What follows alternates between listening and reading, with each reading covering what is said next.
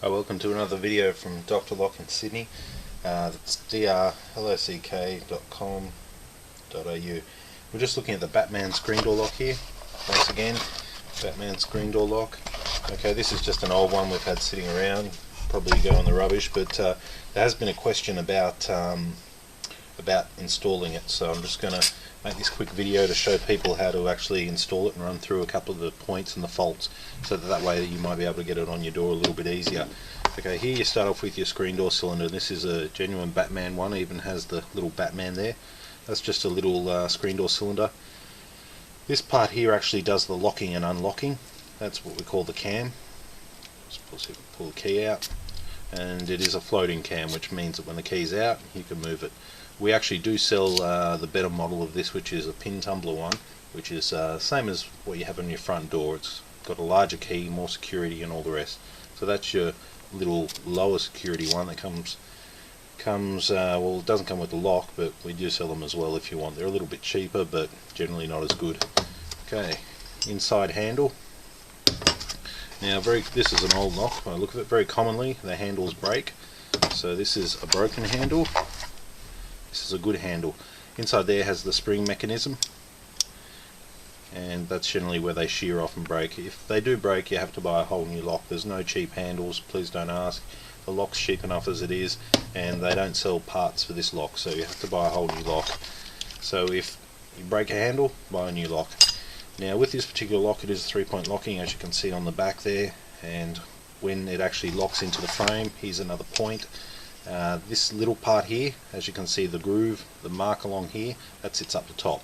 So that should go through there and sink all the way in. Common fault is that this part doesn't sink all the way in. So when it's in the frame there, this is restricted and pushed back a bit, meaning that it can cause problems on the locking. Inside here is a little valley. Okay, you can move that up and down to where you need it to be. So if you are having problems with your door, first of all disconnect the 3-point locking, see if that helps. If that doesn't help, take the handles off, see if that helps, and then you can pretty much just eliminate the problems from there. Now to put the cylinder in, okay, on this particular one you would have the cam part facing this direction, and you would pop it in there like that and then turn the key, and all of a sudden you can hear it locking and unlocking. Now and you can see on the back there, moving up and down for the 3-point locking.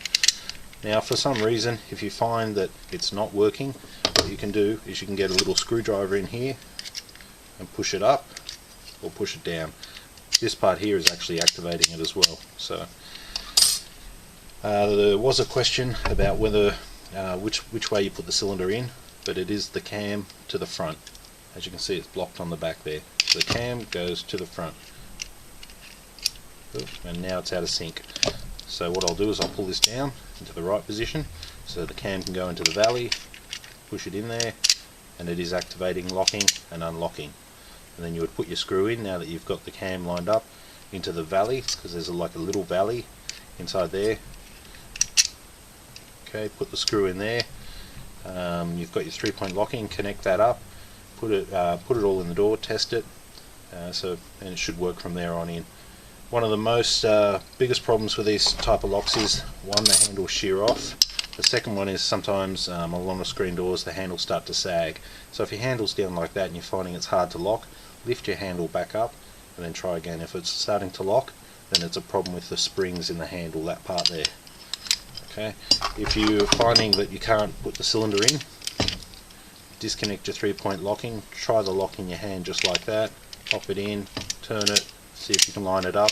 If you can't line it up, little screwdriver in there to move it where you need to move it. Well, we'll just move it like that. A lot of these instructions for these type of screen doors are all fairly much the same. So if you have a Wigco, Tasman type of lock, they're the ones with the little MK2 there. You can try all these same tricks on that until you get it working.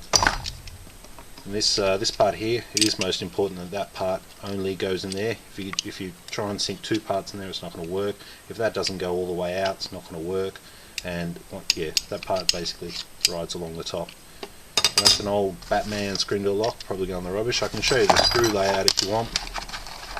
There's your spindle for the handles, very standard. This one right here is a metal type of screw. That one will be used for your cylinder to go through there. You might be able to see that as it's coming through. That one right there, that's going to hold your cylinder in place. If you try and put that in and it doesn't line up, just move your cylinder backwards and forwards until you find the hole where it lines up into in the middle. So that would go straight through there, and that's the screw that holds it in. Okay, you also do have a few other screws here. 2 little screws, little tiny ones. They're for the top and bottom, top and the bottom. You have a couple of big screws here. They would be for your striker plate. And there is a couple of other screws here as well. Well, they're not really there, but there is a couple of screws, one there, which hold your handles on, just over the top. With your little piece here, you put that in, you turn it, then you put it on your lock body, line it up like that. The reason you do that is because you don't want it in the wrong position where it can come out at any stage. And that is only a half lock. The key does override it. As you can see, it's working the back. Okay, I hope these instructions have been some help. If you need any screen door locks, go to dmlock.com.au. If you have any questions, please email. Thanks for watching.